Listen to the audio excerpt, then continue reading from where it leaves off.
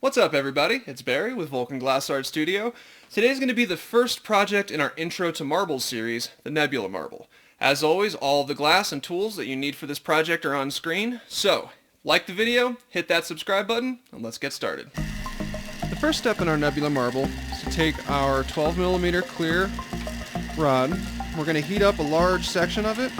You just kind of bounce it back and forth in the flame. And you're looking to get about an inch, inch and a half of glass nice and molten hot.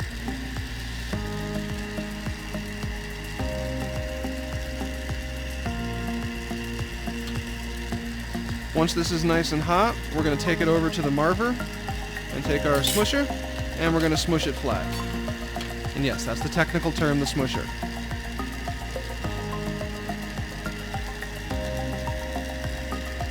Alright, now it's getting all crazy. We'll take it over to the marver and flatten it out.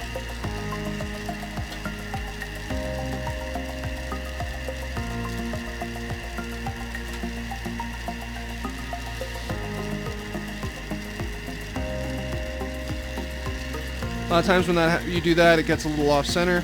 Most of the time you can just fix that by kind of taking your tweezers and pulling it down, but it doesn't much matter. Next, you're going to take your color rod,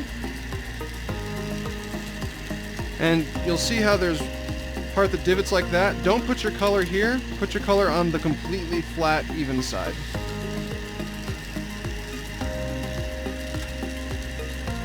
Just heat it up, and you don't want to go all the way to the edge. You want to put your color in the middle of the piece because you're going to cover it with clear later.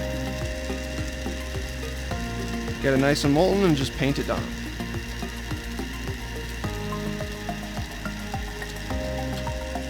And then flame cut.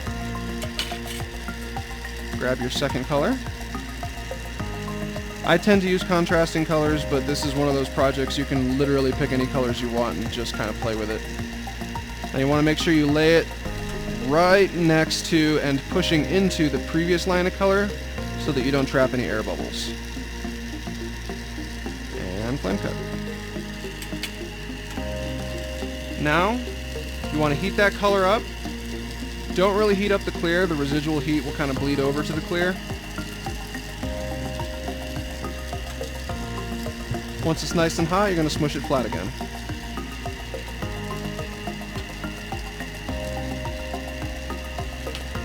Once again, you can fix it with the tweezers if you need to.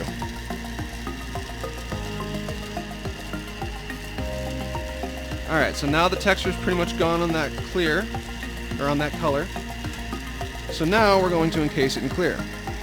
So on this project, I like to do that by taking a 6mm clear rod, get it nice and hot, go right along the edge of your piece, nice and slow, so that it lays on a pretty thick layer, and you just run it all the way down your piece. Once you get to the bottom, flip it around and run it all the way back up. You want to make sure everything stays nice and hot and that you lay your clear right next to the other line that you just laid down. That way you don't, again, trap any air bubbles.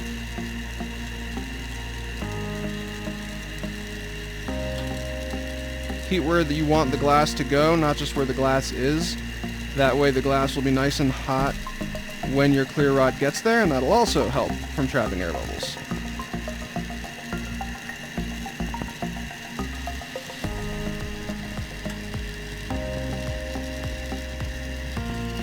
Alright, once you've completely encased it,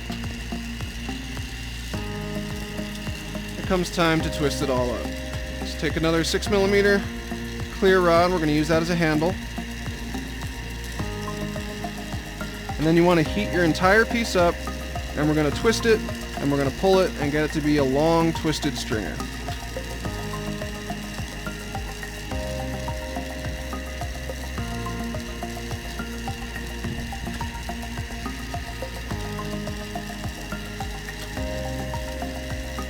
And you can see as I'm heating it, I'm twisting it, but kind of keeping it at its regular size. Once the whole piece is nice and hot, that's when you start pulling it out into the stringer. And you want to keep twisting it while you do that. So now it's nice and warm. Take it out of the flame, twist, and pull. And if it's hot enough, gravity does most of the work. Now you'll usually have thick ends on either side. Once it's cooled enough, you can actually go back, heat those up, twist them and pull them a little bit more.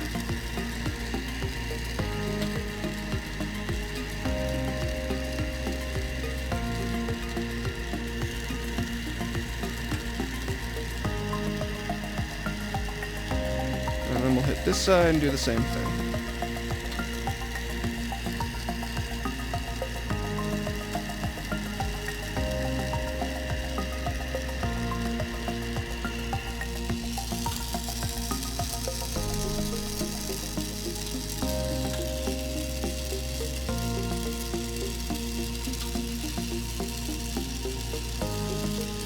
Now you have your nice long twisted colored stringer. Now we're going to gather the whole thing back up. So you start heating at the base of your 12 mil. I usually do a 90-degree angle first just so that I'm not like reaching the full extent of my arm reach.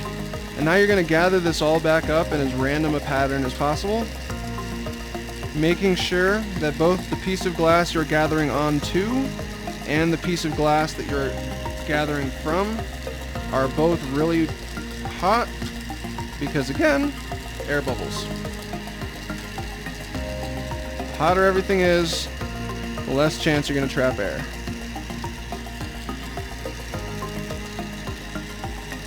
So just kind of lay this down in a random pattern around your piece.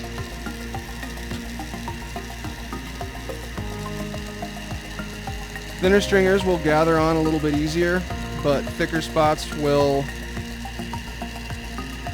enable you to see the twist a little bit better. So I tend to not worry too much about my stringers being perfect. I let them have thick spots and thin spots, because randomness is the name of the game on this one.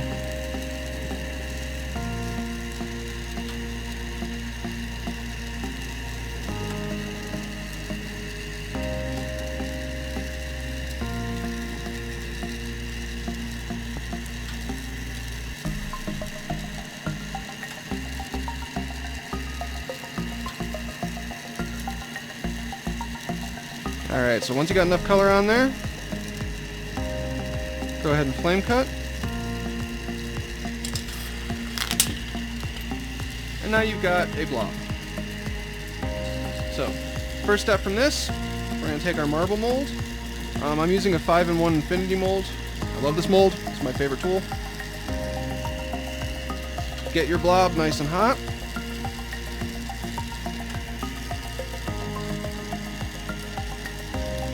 Now you're going to put it in the cup of the largest cup on your mold, or really just one that's bigger than this piece, and just kind of rotate it around, change the angle that you're holding your piece at, and you get something that now is roughly a ball. However, it's going to have a million creases and cracks and all this other stuff, so you want to melt that away. Move down one size in your marble mold.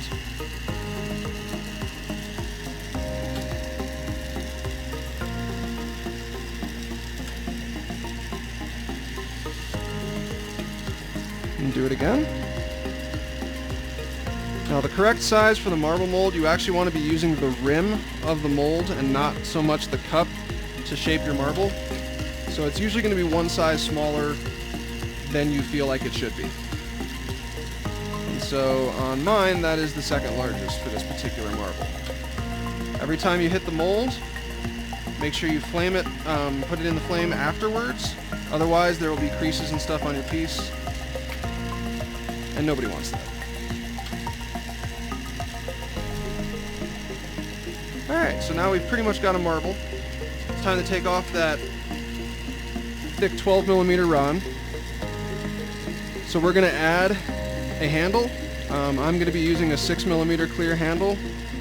I like 6mm because as you heat the piece to finish shaping it after you put this handle on there, it can handle a little bit more heat before it starts to get all wobbly on me. So heat the handle, not the piece. Touch the two together and rotate. Once that's nice and centered and solid, flame cut away your 12 millimeter handle.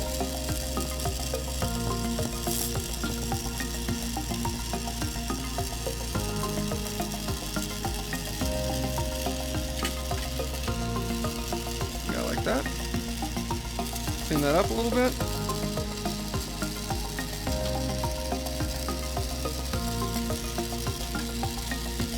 Now, from this point forward, you're pretty much working half the marble at a time.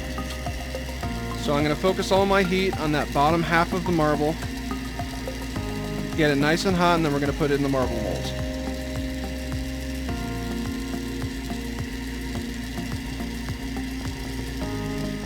See, only the bottom half is really hot. Mold.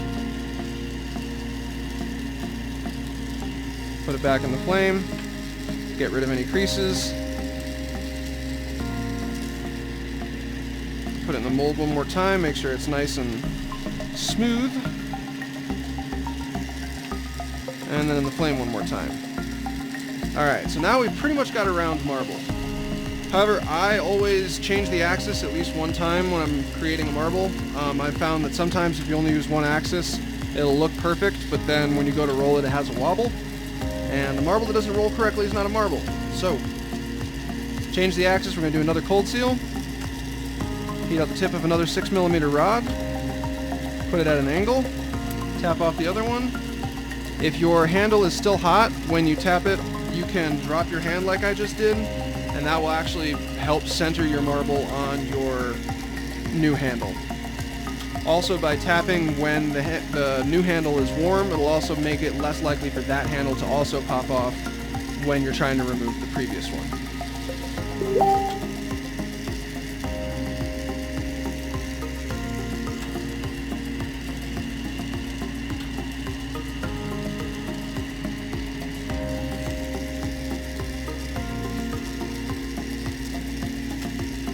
Same thing, heating the bottom half.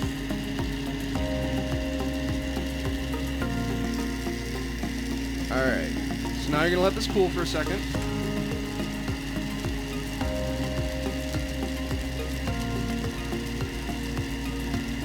The name of the game from here on out is getting the piece off the handle without leaving a giant scar on your glass. So, we're going to switch handles again. This time I'm going to switch to a 4 millimeter. Let this get nice and cool. And then when I heat this, heat the tip of the rod, let it cool for a second, then touch it and tap quickly while this is still hot. That way that one will pop off, but this one doesn't necessarily have to be a super strong seal.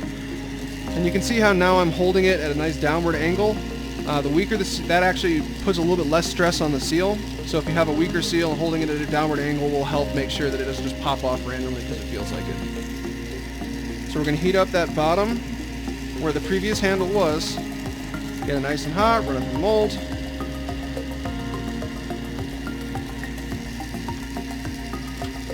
Get rid of any creases. Now you're going to let this cool again. And once it's done cooling, we're going to set it in the cup of our mold and then tap the handle off the piece.